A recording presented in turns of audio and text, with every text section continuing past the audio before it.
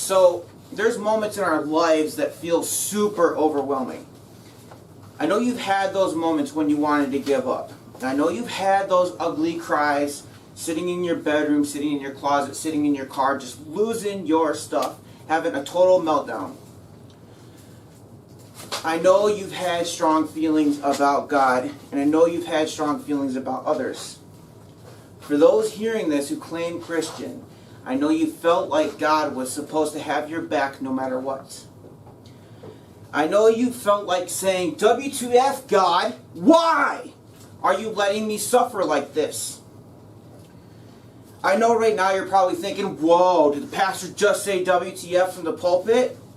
No way this is real right now. Yeah, y'all, I went there. Know why? Because I know your feelings are real. I know that pain that you've been feeling. I'm being real with you now, like I wish that somebody would have been real with me, that they would have shot it straight and gave it to me raw and authentic. Not giving me some fake uppity nonsense that they don't understand what I'm talking about. I know maybe you're thinking that the way I'm talking or the way I'm doing it doesn't seem right. But here's the bottom line. That hurt we feel in those moments, that ain't right. Stay with me because they should have never said it was going to be easy. There's a painting, beautifully done with the most artistic strokes. It has wonderful color. The composition captures your attention. You just stand there staring at it for hours. The happy trees made up of you finding your bliss, springing up out of the ground of you hearing your calling, nestled under the sunny rays of Jesus loves you for who you are. It's capturing a valley, the valley of life. And there's a winding path through this valley. This path has many benches because it is a very long journey. You don't stop at every bench because moments of pure joy, excitement, and exhilaration propel you rapidly past many of them. Most of the benches are common, having provided rest for many humans. A lot of people have carved their initials into the side of it. Many people have stuck their gum underneath the seat. Like the bench that we rested at after we had our first steps as little babies. Or as toddlers if you're slow. Some of the benches are less worn, and some are brand new as if they're waiting just for you. Some of the benches are in different locations for you than they are for others, and some benches don't appear for you at all. The bench that you rested on after awakening to your Christian faith may be much earlier in your journey than others. The bench marking a long, happy marriage may not appear for you at all. But maybe the bench that you will rest on instead is near the end of the journey, right before you hear our Father say, job well done. Let's think about a lot of these benches between those first steps and that final breath. We're not going to name every bench we can think of, but we'll instead think about the journey before and after those benches. Church, what do you think they represent?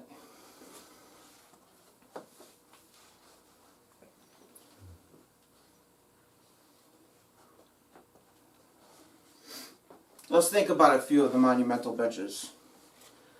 When you finished a significant level of education, whether that's high school or college, maybe it's career training, skill trade. When you said your vows and committed to marriage. When you took the first steps in your career. When you made the leap to follow your calling. When you accepted retirement. Aren't most of the moments benchmarks in the life of a man or a woman? Aren't these benchmarks supposed to lead to a long, happy, successful life with lots of peace, comfort, and wealth? Isn't this how we live our best lives? Who said so? Why is it that we can reach these milestones having done everything we were supposed to do and still end up feeling empty? How is it we can achieve all of these different accomplishments and still have those moments where we're ugly crying and cursing at God? Next slide. There's an old saying, patience is a virtue. I don't like that saying.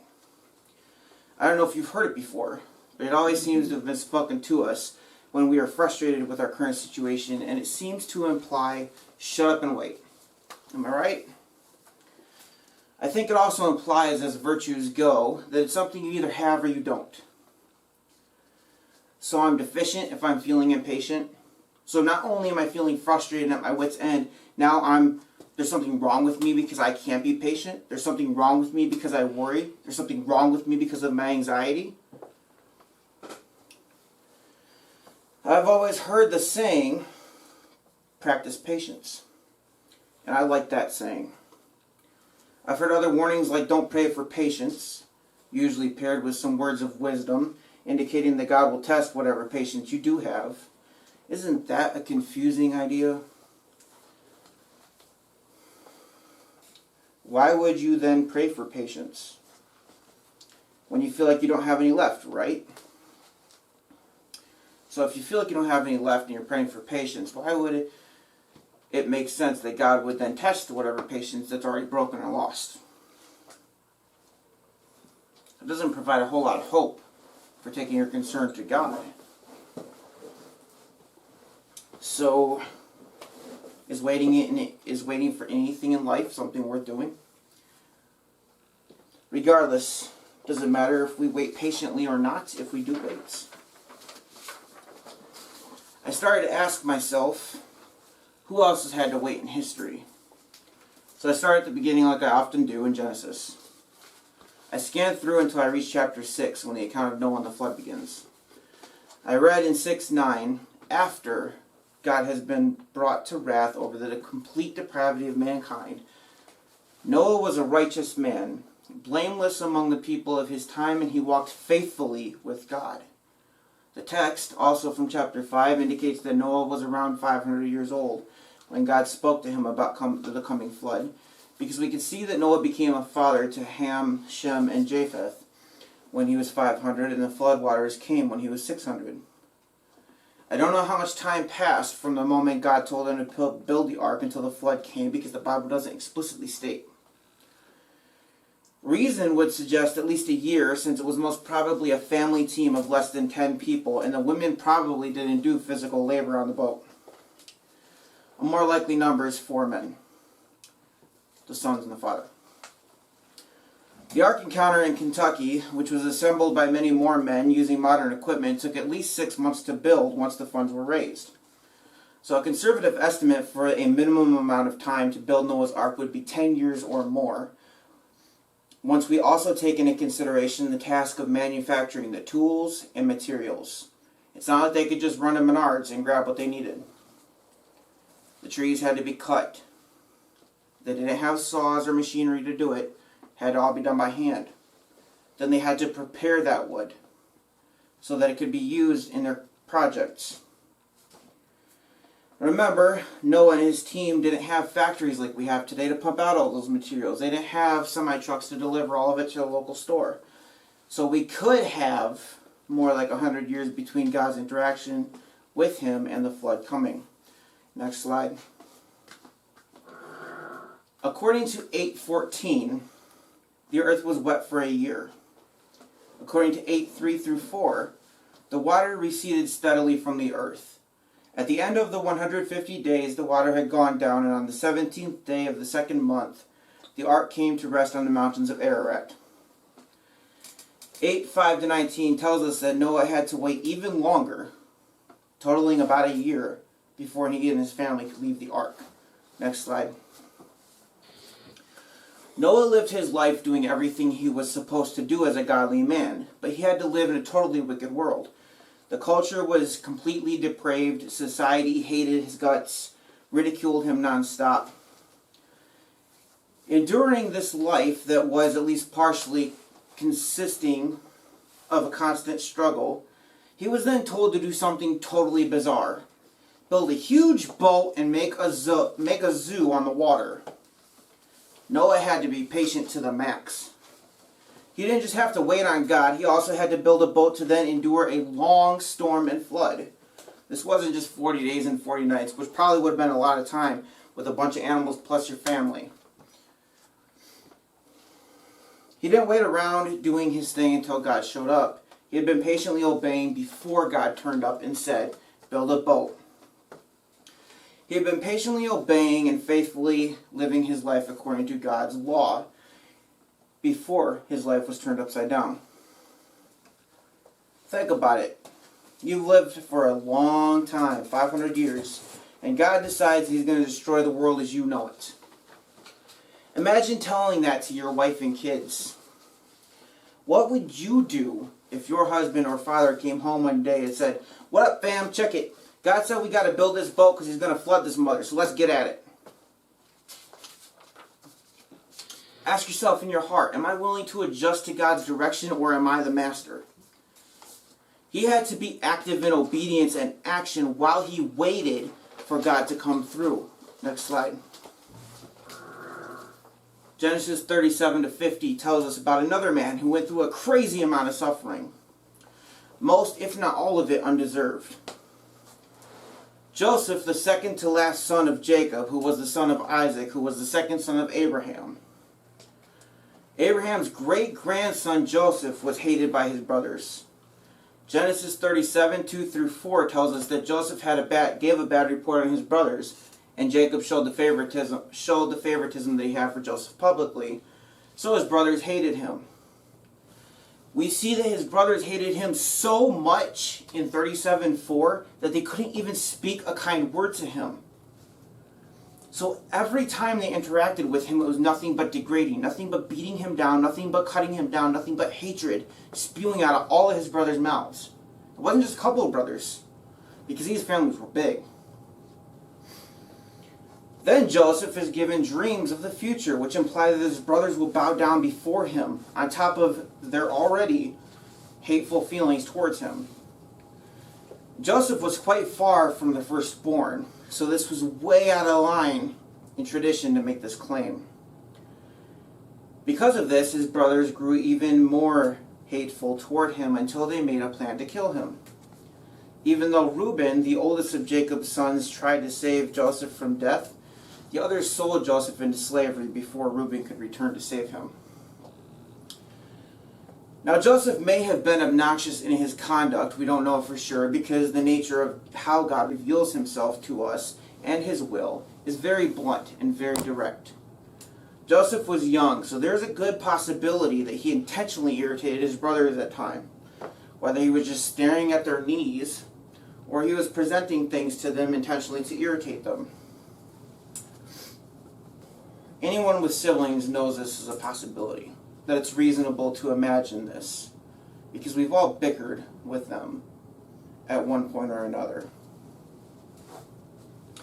Most of us who've had siblings have had a moment where we felt very much in anger, like we wanted to kill them, or have gone through periods of time where we couldn't say anything nice to them. Then we needed our parents to come along and say, if you can't say anything nice, don't say anything at all. That works so well, doesn't it?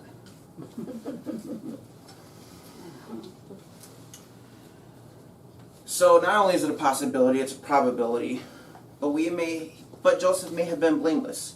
He may have simply been repeating the message the way that he received it. Either way, killing him or selling him into the slave trade seems a little bit like an overreaction to me. Don't you think that's a little bit extreme? But being sold into slavery wasn't the end of Joseph's story. Joseph's story continues in Egypt, where he is purchased by one of Pharaoh's officials, Potiphar. Genesis 39:2-6a tells us about Joseph's conduct and character. The Lord was with Joseph so that he prospered, and he lived in the house of his Egyptian master. When his master saw that the Lord was with him and that the Lord gave him success in everything he did, Joseph found favor in his eyes and became his attendant. Potiphar put him in charge of his household, and he entrusted to his care everything he owned. From the time he put him in charge of his household and of all that he owned, the Lord blessed the household of the Egyptian because of Joseph. The blessing of the Lord was on everything Potiphar had, both in the house and in the field. So Potiphar left everything he had in Joseph's care. With Joseph in charge, he did not concern himself with anything except the food he ate. I had to read NIV because that's all I had. Physical Bible, and didn't have internet while I was gone. So when I looked at the NASB, there are some interesting differences. Instead of personal servant, it indicates that Joseph ministered to Potiphar. Instead of simply saying that Potiphar put him in charge, it says that Potiphar literally handed everything he had over to Joseph. So he probably signed everything over legally, gave him legal status of authority and control. And this is not a family member. This is somebody who was your slave. You're basically going to give what's that term for when power of attorney over to somebody who was your slave. These differences that are more accurate enlighten us so much, because not only was Joseph put through this stuff, but then he was put in a position where he apparently ministered to a pagan, because the Egyptians were not Christian. They were not people of God. They were not Jewish.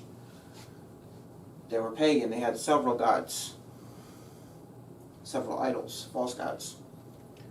So Joseph was then delivered into this environment to make a difference in these people's lives. And evidently he did, because the household was much more prosperous with him around. The Lord does not go with and prosper anyone who is not living in a godly way, so we can infer from the great success given to Joseph and Potiphar's household that Joseph was doing everything he was supposed to. We see clear evidence of Joseph's character in the rest of 39 through the rest from the remainder of chapter 39 to the rest of Genesis. Potiphar's wife repeatedly tries to get Joseph into bed with her, and he refuses. He even clearly states he cannot betray Potiphar's trust or sin against God. Next slide. Joseph was separated from his family, removed from his homeland, placed under someone else's authority, and yet he still obeyed God and was faithful to him. Potiphar's wife eventually frames him for trying to sleep with her, which cost Joseph the freedom that he had, because now he's in prison, punished for obeying God, punished for doing the right thing. This may, at least, be how we could perceive things given the same situation. Will you trust God and persevere when your struggle comes? This is not an if question, it's when. What do you think Joseph does?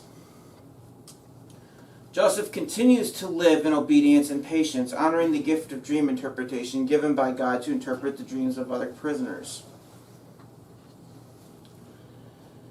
Noah persevered through long periods of time without additional responses from God, and God protected and delivered his family from death.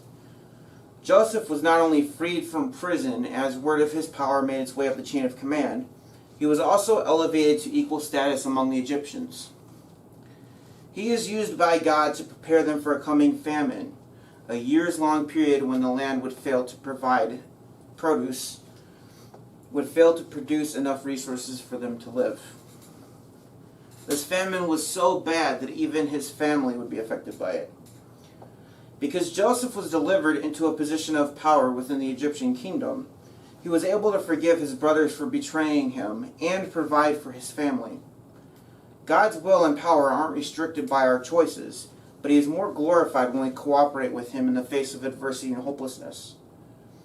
Try to lean on God in your struggle, like Noah and Joseph did, because you just don't know how he will use it to bring him glory, or how you will be blessed in the end. The struggles we overcome in this life aren't always about us. Many times it's about God and others. I know that doesn't seem fair, and it doesn't sound good, but we will only find freedom and joy by finding out about the true good of God. We'll always find chaos when we chase our definition of good, because it is subjective. But we will always find peace when we find God's design and transform ourselves in response to it.